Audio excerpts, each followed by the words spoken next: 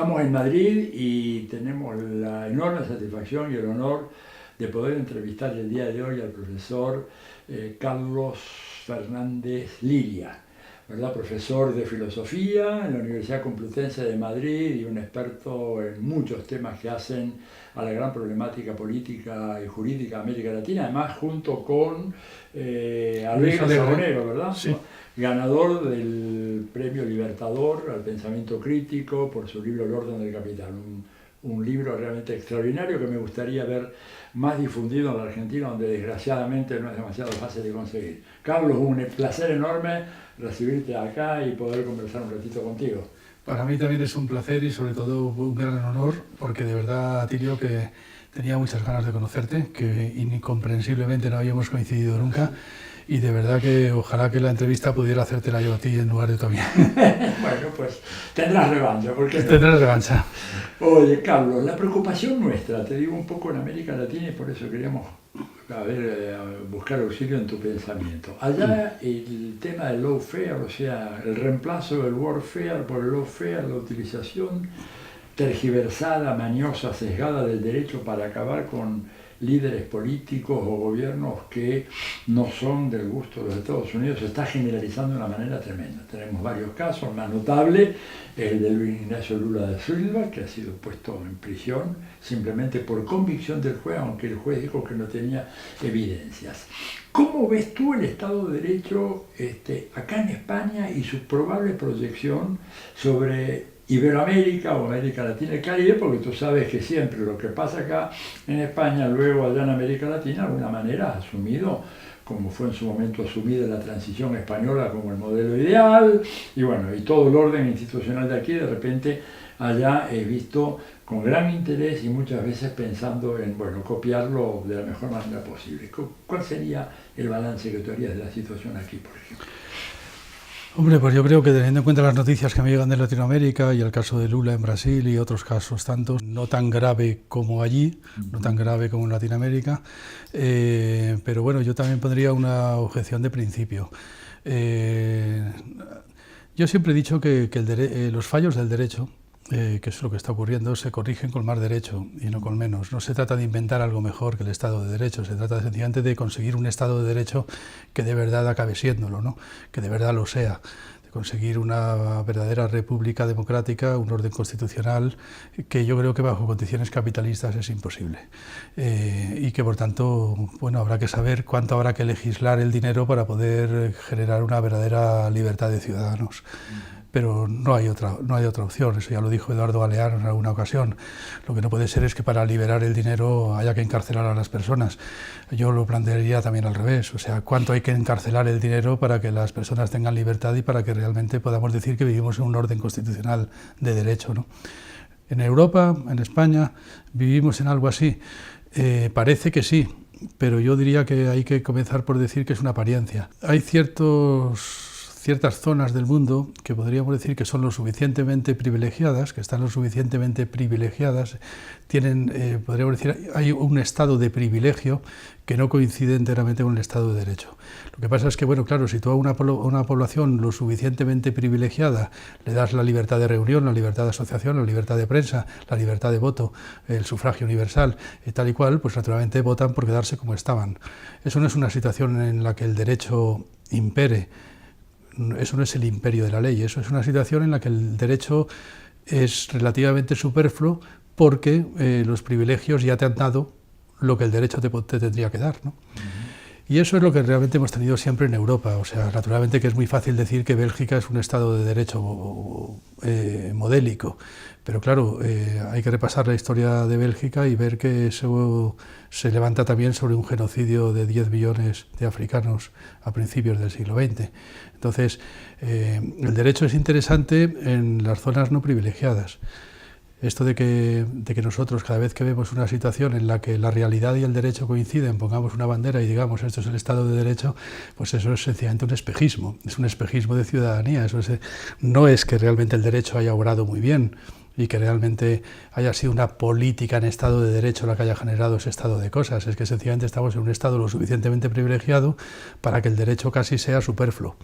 Eso, por cierto, habría que decir que quizás un cierto planteamiento hegeliano podría llamarse astucia de la razón. Hay sitios en los que el derecho y la realidad coinciden, y eso, podríamos decir, es la punta de lanza de una astucia de la razón que termina por extenderse. Pero eso es una confianza hegeliana que podríamos resumir en la palabra teodicea, que yo creo que no se ha cumplido en absoluto, ¿no? Esa esperanza no se puede cumplir.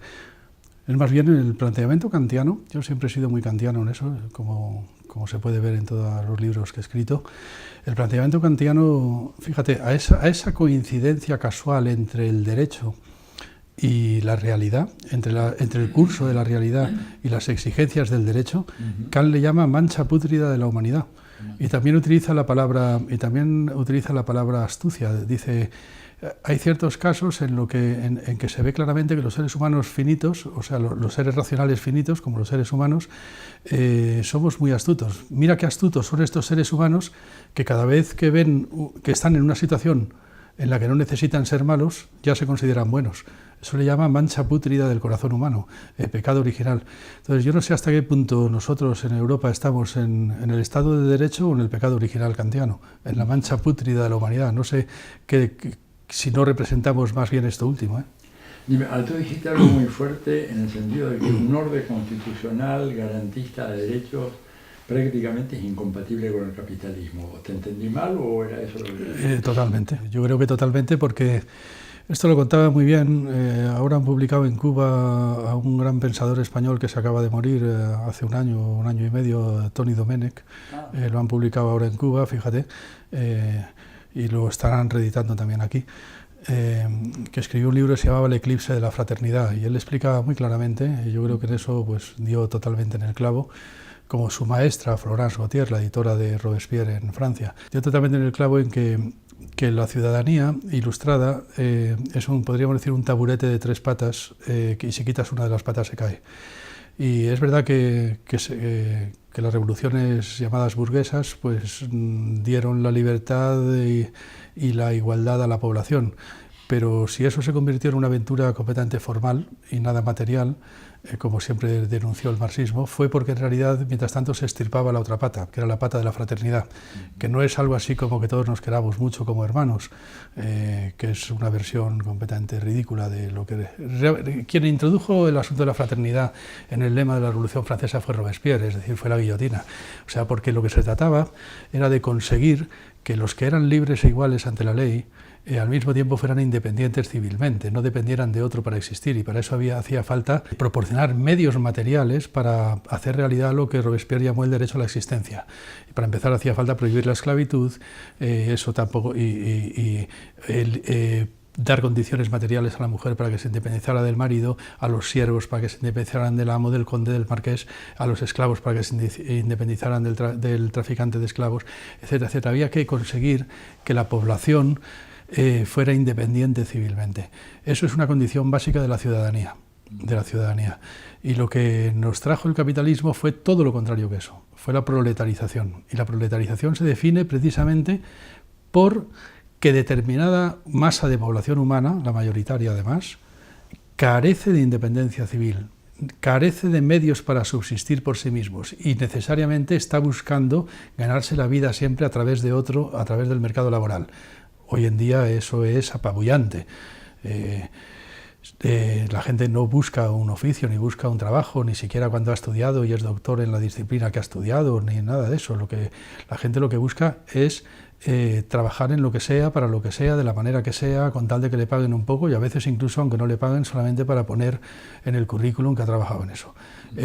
Esa situación en la que depende esa vida o muerte de un señor que ahora ya no tiene cara, podríamos decir que es los mercados, que son anónimos, esta dependencia a vida o muerte de un señor que no tiene cara, pero que sigue siendo un señor, que sigue siendo, podríamos decir, un señor medieval, un señor privado, un señor feudal. Eso es lo que hace que vivamos, podríamos decir, una especie de edad media alargada, y que la aventura de la ciudadanía yo creo que todavía está por comenzar para la humanidad, porque desde luego el capitalismo no solamente no nos la trajo, sino que más bien la derrotó, la masacró. O sea, mira, una cosa que decía Tony Domenech siempre era que que lo único que de burguesa, lo único que de capitalista tuvo la Revolución Francesa fue la contrarrevolución. Lo que pasa es que la contrarrevolución fue la que ganó. Esa fue la que ganó. Francia no fue el país que hizo la Revolución Francesa, Francia fue el país que derrotó a la Revolución Francesa, que no es lo mismo. O sea, es fuerte esa tesis, ¿no? Sí. Bueno, pero es la tesis de Florence Gautier, la editora de las obras completas de Robespierre en Francia. Ella plantea esa tesis. Sí, excelente. Lo ha publicado mucho la revista Sin Permiso. Mira, puedo recomendar aquí a quien nos esté escuchando un grandísimo artículo de Florence Gautier, se escribe con H intercalada, que en la revista Sin Permiso, que se puede buscar en internet y te sale el PDF, que se llama La importancia de saber por qué la Revolución Francesa no fue una revolución burguesa. Yo diría que es uno de los textos más importantes que he leído en mi vida. Es más, diría que si Florence Gautier no tiene razón, todo lo que yo he escrito en mi vida está mal. Así es que confío en que la tenga. Nada menos. Nada menos. ¿De qué época es ese artículo, digamos, para ubicarnos? ¿Cuándo fue que lo publicó? No, está en la revista Sin Permiso. Lo debió de publicar hace 6 o 7 años, yo creo. O sea, reciente, sí, es reciente, ya es contemporánea, claro.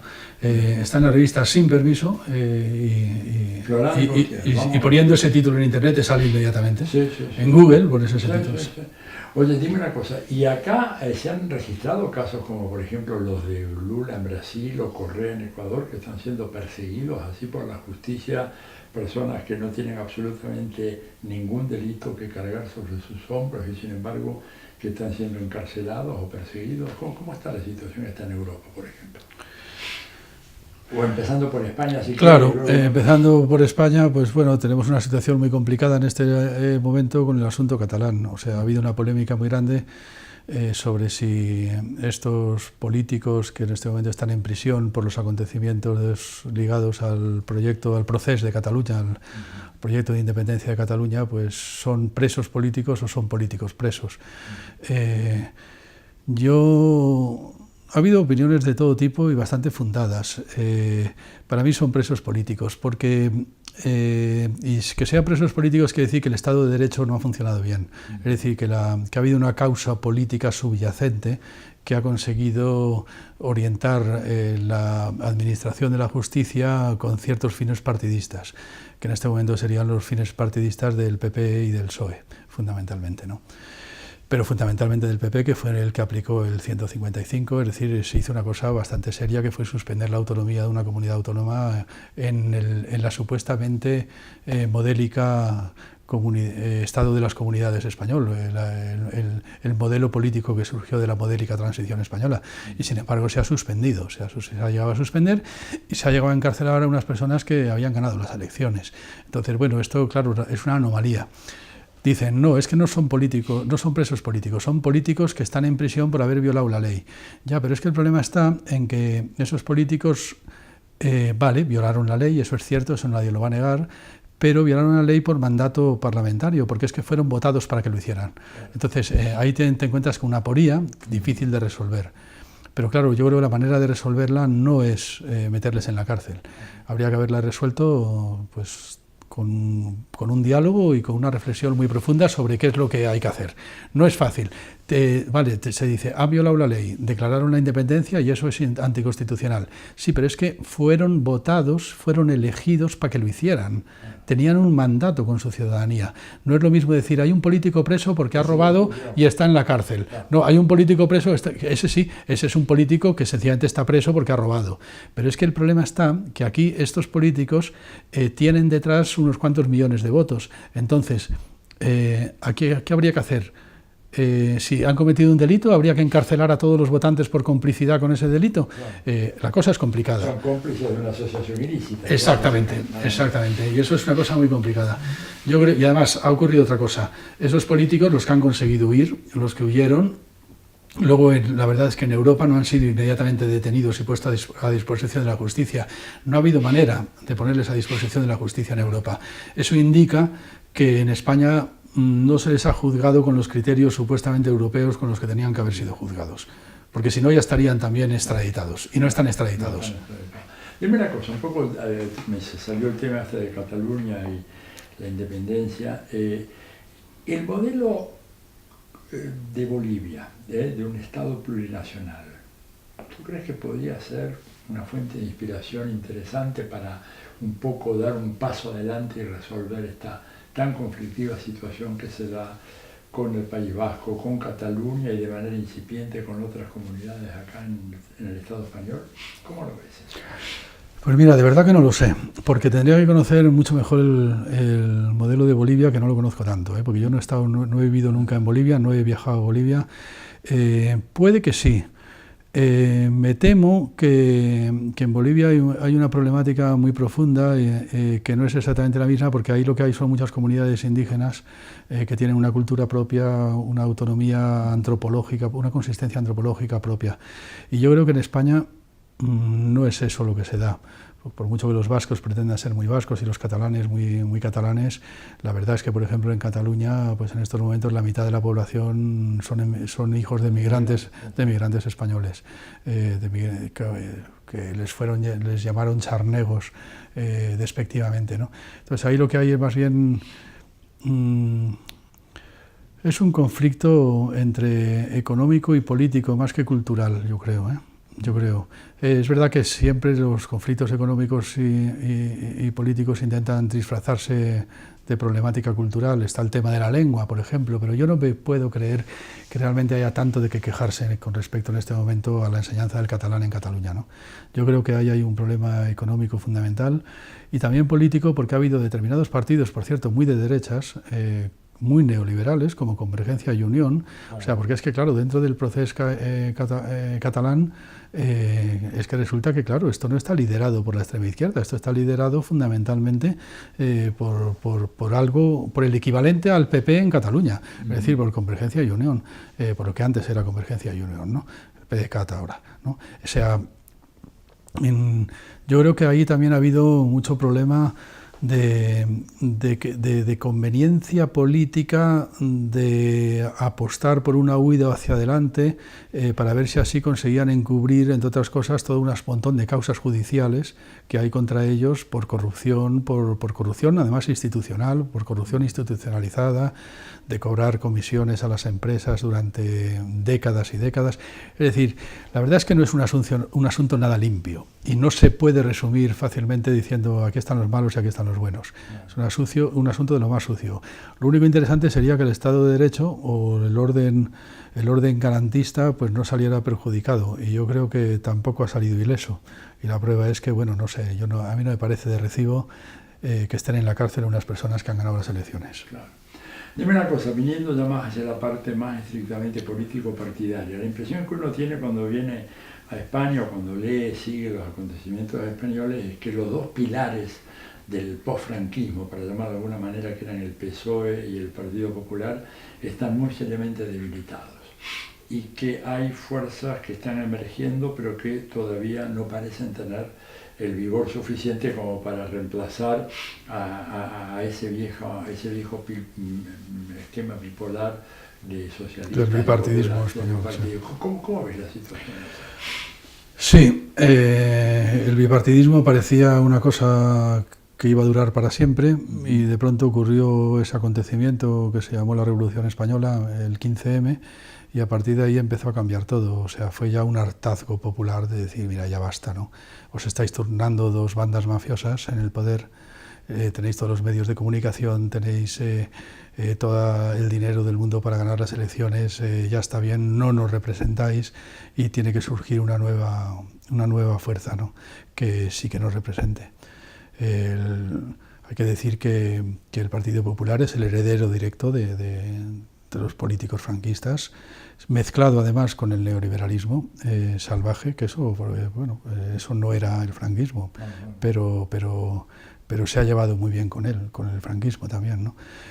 Eso es la derecha española, pero claro, lo que se llama la izquierda española, el Partido Socialista, pues hay que tener en cuenta que comenzó con una inmensa traición a sus votantes ya en los años 80. 3 legislaturas socialistas no fueron ni siquiera capaces de hacer cosas tan elementales como suprimir la enseñanza concertada, es decir, la subvención de colegios privados por parte del Estado, ¿no?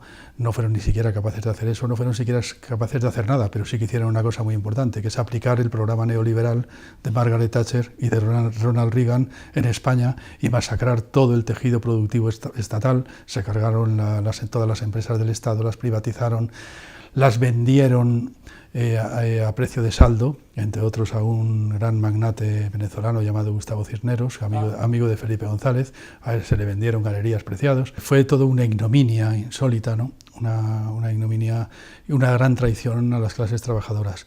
Ahí quedó el bipartidismo enquistado y el 15M pues efectivamente marcó la pauta por la cual pudo surgir Podemos, por un lado.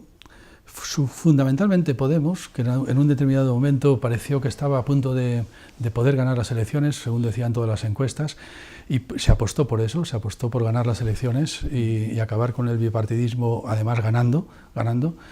Pero entonces, bueno, pues ya lo dijo un neoliberal español muy importante en los medios de comunicación llamado Pedro J. Ramírez, me parece, que dijo que había que inventar un Podemos de derechas para compensar. Inventaron Ciudadanos y entonces se creó una especie de bipartidismo doble y eso difuminó mucho las posibilidades de ganar de Podemos. A pesar de ello, yo creo que estuvimos a punto de ganar. Ocurrieron probablemente algunas cosas. Ocurrió el Brexit, por ejemplo, que eso nos perjudicó mucho. ¿Cómo fue eso? ¿Por qué les perjudicó? Pues porque justo antes de las elecciones del 26J, así llamadas, que fue cuando Podemos tenía más posibilidades de ganar las elecciones, justo la semana anterior o 15 días antes ocurrió el Brexit en Inglaterra, en el Reino Unido. Y entonces eso dio mucho miedo a la población. Dijo, mira a dónde nos llevan los experimentos políticos. Ahora nos encontramos con que Inglaterra abandona la Unión Europea. Claro, esto da mucho miedo, a la gente no le gustan los imprevistos y esto echó a mucha gente para atrás. Yo creo que así fue. También fueron muchos errores por parte de Podemos que cometimos todos. Todavía estoy intentando saber cuántos cometí yo mismo. Sí, claro, muchos.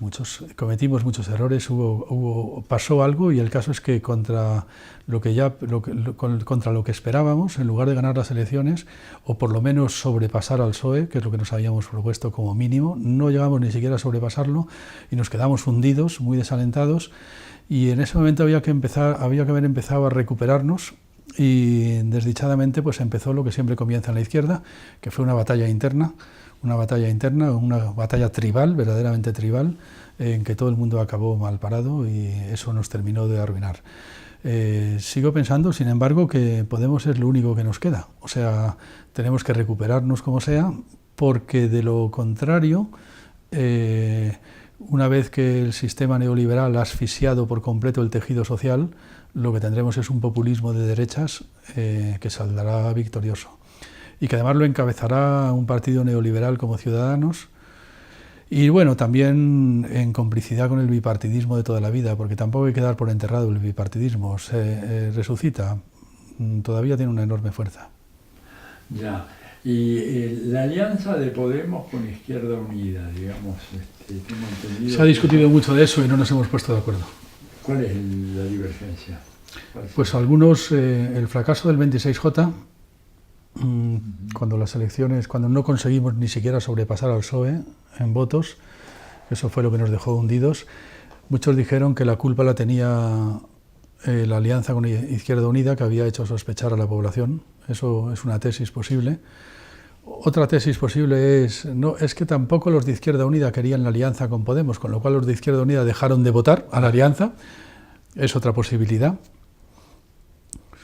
Y otra posibilidad es que no tenga nada que ver con nada de eso, sino que sea otra cosa distinta.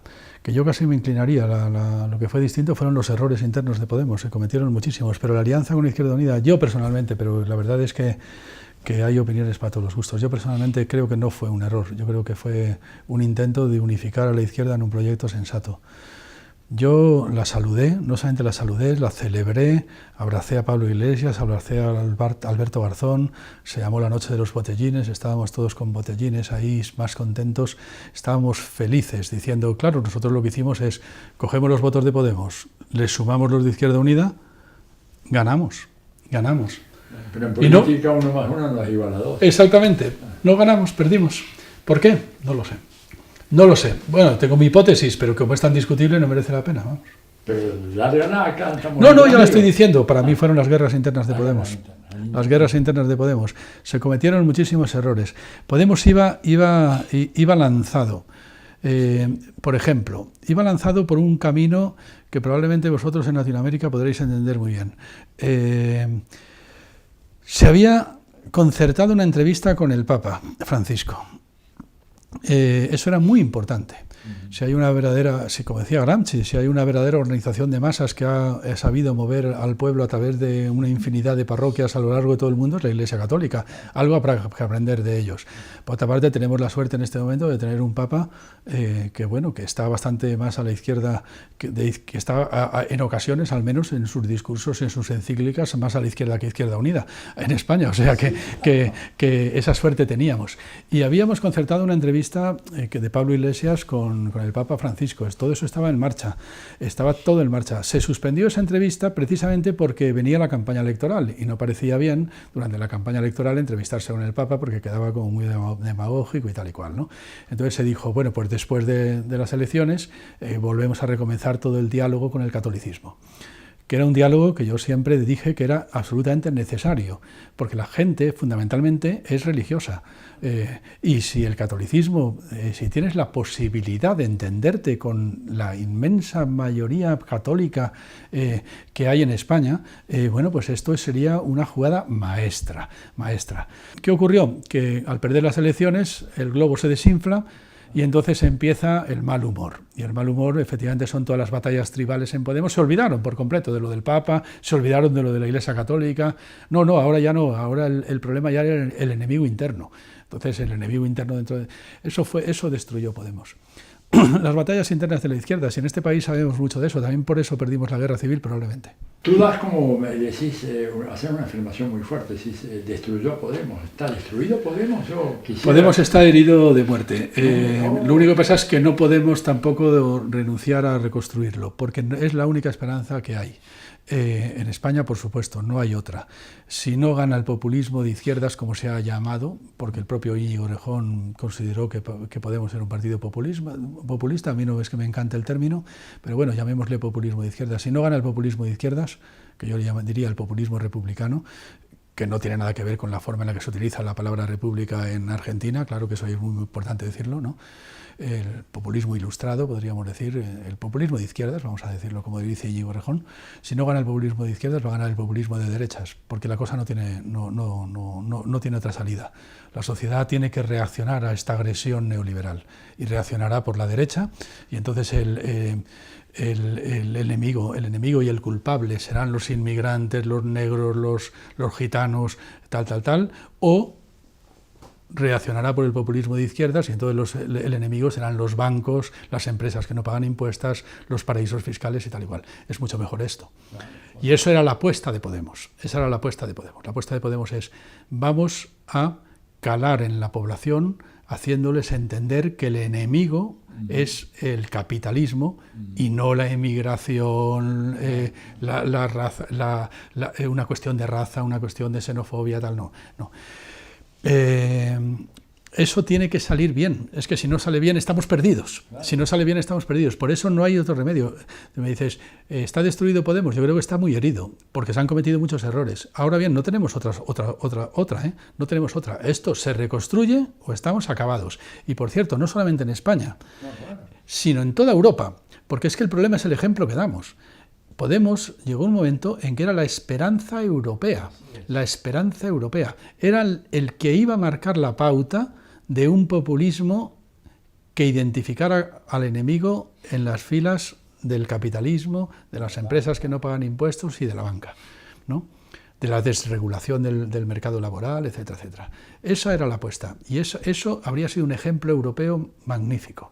De hecho, en ese momento sí, nos convertimos en el punto de referencia de Francia, que cualquiera lo diría, tal y como son los franceses, pero estaban muy pendientes de lo que estaba pasando en España, por supuesto de Grecia, pero claro, lo de Grecia fue un fracaso también, porque claro, Tsipras ahí se encontró atado de pies y manos, Varoufakis tuvo que dimitir, o sea que la batalla es muy dura y puede haber muchas derrotas por el camino. ¿Estamos muertos? Yo creo que no, espero que no. Estamos muy heridos, eso sí, vamos perdiendo votos. En las próximas elecciones se verá si hemos perdido tantos como dicen las encuestas o quizás un poco menos. ¿Cuándo son las próximas elecciones ahora? Depende de si las adelantan o no, pero vamos, las elecciones de Madrid son este año ya, que entra, yo creo que en el 19, y eso va a ser muy importante porque ahí nos vamos a medir. Las elecciones de Madrid van a ser mucho más importantes, no nos estamos jugando solamente Madrid, la Comunidad de Madrid, nos estamos jugando la imagen de Podemos para las generales, que serán probablemente un año después, si no se adelantan, que puede que incluso se adelanten. Entonces, a lo mejor nos encontramos con que 6 meses después de las elecciones en Madrid son las estatales. Claro, si Podemos en Madrid no queda bien, yo creo que eso desinflará mucho el ánimo de la población y empezarán a pensar en olvidarse y votar a otra cosa. Es muy importante que demos bien la batalla de Madrid. Si se consigue ganar la Comunidad de Madrid, ganarla Podemos no la podrá ganar, pero quizás en compañía con el PSOE, en un pacto ventajoso con el PSOE, si pudiéramos hacerlo, entonces se recobrarán ánimos. Se recobrarán ánimos y se marcará un camino que luego se podrá seguir en las generales. Si se fracasa en Madrid, yo creo que eso va a ser muy poco instructivo para la campaña electoral general. Dime una cosa, tú señalaste los bancos, las empresas que evaden impuestos, los paraísos fiscales. A cualquiera que viene a España le sorprende extraordinariamente todo el tema de los desahucios, el hecho de que los bancos se quedan con la casa que tú no puedes seguir pagando y además tú tienes que seguir pagándola. Sí, sí, así es. Único a nivel mundial, lo dijo el presidente Correa. Sí. ¿Eso no ha hecho mella en la población como para que se dé cuenta de que realmente están sometidos a una especie de dictadura? Sí, sí, eso hizo muchísima mella. Pero no responden. No, sí respondieron. Gracias a eso ganamos el Ayuntamiento de Madrid, ganamos el Ayuntamiento de Barcelona, fue gracias a eso. Ada Colau, la alcaldesa de Barcelona, ella era la presidenta, o no sé, la secretaria general del movimiento de la PA, la plataforma antidesahucios. O sea, es que ha ganado la alcaldía de Barcelona, la líder de la plataforma antidesahucios. O sea, eso hizo muchísima mella. Eso fue uno de los puntos de partida importantes que puso a Podemos a punto de ganar las elecciones. Otra cosa es que luego la cosa se desinflara, pero eso fue importantísimo. Eso es algo así como explicar a la población, vamos a ver, estamos gobernados por una mafia legal, por unos bancos que son capaces de echar a la gente a la calle y luego tener los pisos vacíos y hacer negocio con ellos, ¿no? O sea que hay viviendas de sobra, que sobran viviendas en España y que mientras tanto se está echando a la población de sus casas porque no pueden pagarlas y las están apropiando los bancos. Los partidarios del sistema bancario, del sistema financiero español, hay que decir que no solamente son antihumanos, hay una inhumanidad muy profunda en esa lógica, es que también son antisistema. Es una cosa que hemos repetido muchas veces desde Podemos, lo hemos repetido muchas veces desde el principio y además yo creo que habría que repetirlo más aún. Vamos a ver, los revolucionarios no somos nosotros, los revolucionarios son ellos.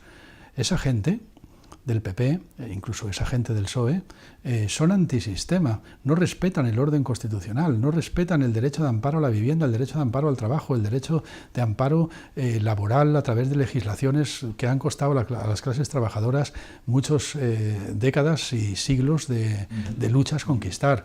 Estos son antisistema, están dispuestos a acabar con todas las instituciones con tal de seguir ganando dinero en paraísos fiscales que funcionan al margen de la ley, son alegales, son terroristas, son delincuentes que viven al margen de la ley, ahí hacen sus negocios. Entonces, de la Argentina, de Brasil. Sí, por supuesto que sí. O sea, lo que hay que repetir es eso. O sea, es que ahora a la izquierda fue muy revolucionaria en otras ocasiones, pero es que ahora los revolucionarios son ellos. Es que están dispuestos a cargárselo todo. Nos hemos tenido que volver conservadores en la izquierda, decir, oye, conservarnos algo de lo que hemos ganado, conservarnos la seguridad social, conservarnos la escuela pública, conservarnos un poco de derecho laboral, un mínimo al menos, no sé, conservarnos algo. Ahora somos los conservadores, nosotros, somos los que podemos presentarnos a la sociedad y este era un buen discurso. Decir, mira, si queréis un partido de orden, Podemos. Estamos por el orden constitucional, estamos por conservar la escuela pública, la sanidad pública, el derecho laboral, por acabar con los paraísos fiscales, con las franjas de alegalidad, ¿no? Con las franjas de alegalidad. Somos un partido de orden. ¿Somos de izquierda? Sí, porque ahora estamos defendiendo el orden constitucional. Porque, mira, es que nos damos con un canto en los dientes, con que se cumpliera la Constitución. Pero es que esta gentuza, esta mafia, de la extrema derecha española, que se llama Partido Popular y a veces también Partido Socialista, estos nunca han respetado el orden constitucional. Siempre, claro, han dicho que lo respetaban, pero se han movido en una franja de alegalidad o de ilegalidad en las cloacas, en la que ellos eran como pez en el agua, se movían. Con la complicidad de los medios, quería con eso redondear un poco la entrevista, porque los medios han cumplido un papel nefasto, me parece a mí. Bueno, pero es que los medios eran parte del mismo negocio, claro. Porque es que eso es otra cosa que también me hace mucha gracia, cuando se habla de que Europa debe de ser el paraíso de la libertad de prensa. No, perdona, no, vamos a ver. En Europa la prensa está en manos de empresas privadas, claro. Y que como tales empresas privadas, en cuanto hay un periodista que se sale de la línea editorial, se le despide. Eso dicen, no hay censura en Europa, hombre, que no hay censura, la censura se llama paro periodístico. O sea, si un periodista, en cuanto contradice la línea editorial de su periódico, es despedido, pues eso es un periodista que cierra la boca. Claro, no es una censura primitiva de tener que recortar por aquí, recortar por allá lo que ha dicho el periodista, eso es una censura de principiantes. ¿Qué pasa en México? Que te matan a los periodistas. Bueno, pero en México sencillamente te matan, sí. Y aquí no, aquí te despiden, pero es que es lo mismo, es una forma de censura, es una forma de ¿llamas libertad de prensa a eso? Hombre, no, eso no es libertad de prensa, eso es que las empresas que tienen ese negocio, las corporaciones económicas que tienen ese negocio, tienen derecho a hablar por los codos a través de un montón de personas a las que están pagando y que van a seguir siempre su línea. Claro, es verdad, y esto sí que es importante decirlo también, es verdad que con el surgimiento de Internet, de las redes sociales, han surgido periódicos digitales que son infinitamente más honrados. En España en este momento tenemos el diario.es, pues hombre, es una cosa sensata. Tenemos Público, es una cosa sensata. Tenemos CTXT, tenemos Cuarto Poder, tenemos varias páginas, rebelión.org, tenemos páginas digitales que cada vez han sido más leídas y que, bueno, pues que no tienen ese problema. Han perdido mucho poder, las corporaciones económicas han perdido mucho poder a la hora de filtrar y censurar la libertad de expresión. Pero aún así la cosa sigue estando ahí. Pero por ejemplo, una persona como tú, ¿es un invitado habitual a las redes de televisión hegemónica acá en España? ¿O? No, bueno, no. Se ha hecho famosa una anécdota por la cual una vez me invitaron a la cadena SER y me expulsaron a los 2 minutos. Sí. Se puede encontrar. ¿Sí? Sí, se puede encontrar en internet. Se pone cadena SER, Carlos Fernández Diria. Estaba discutiendo con una especie de golpista venezolano que me habían puesto ahí y yo teníamos los cascos puestos y de pronto escuché que la presentadora del programa me decía: abandone usted la sala, abandone el plató, no le queremos tener en el... ¿Sí te decían así? Eso, sí, eso se escucha. Sí, no, no, y eso se escucha. Y además el venezolano está diciendo: no, pero que no se vaya de todas formas, que no, que lo abandone y tal. Lo único que yo había pedido era que leyeran en voz alta. Era la cadena SER, que claro, de alguna forma está muy ligada al grupo Prisa y por tanto al País, que leyeran el editorial del País al día siguiente del golpe fallido contra Chávez, claro. En el 12 de abril del 2002. Exactamente, en el 2002, el 11 de abril, sí. Claro. Pues que leyeran el editorial del País del 13 de abril del 2002, es lo que dije. Si tienen narices, lean en voz alta, porque yo lo que había dicho es que el golpe de Estado contra Chávez se había hecho con la complicidad de los medios de comunicación españolas. Entonces me dijeron por los altavoces, me parece muy fuerte lo que usted está diciendo. ¿Está usted acusando a los medios de comunicación españoles de complicidad con un golpe de Estado en Latinoamérica? Y dije, traigan el editorial del País y léanlo en voz alta. Y entonces me dijeron: abandone el programa. Pues así son las cosas. Bueno, esa es la libertad de prensa. Sí. Bueno, Carlos, la verdad que seguiríamos hablando horas, pero yo sin duda tendríamos otra es ocasión. Un placer hablar contigo. Espero volver por España probablemente para abril. Ya te anticipo un poco el tema. He escrito un libro sobre el pensamiento político de Vargas Llosa, que tanta influencia tiene en América Latina. Lo vamos a publicar los amigos de ACAL. Así que en ese momento estaré en España y volveremos a tener este diálogo. Tal vez tú me entrevistas a mí si quieres sobre lo que yo digo el libro, o al revés, porque ha sido realmente fascinante conversar contigo y te aseguro que esta entrevista mis alumnos y la gente que mira este programa va a estar pero absolutamente fascinada por todos los datos concretos que has dado para entender la realidad española y por extensión lo que tú has dicho lo aplicamos, mira, le cambias el nombre, esas mafias organizadas en México, Argentina, Colombia, Paraguay, esto es bueno. Así que muchísimas gracias. Muchísimas gracias a ti, tus alumnos tienen mucha suerte contigo. Gracias, muy amable. Gracias.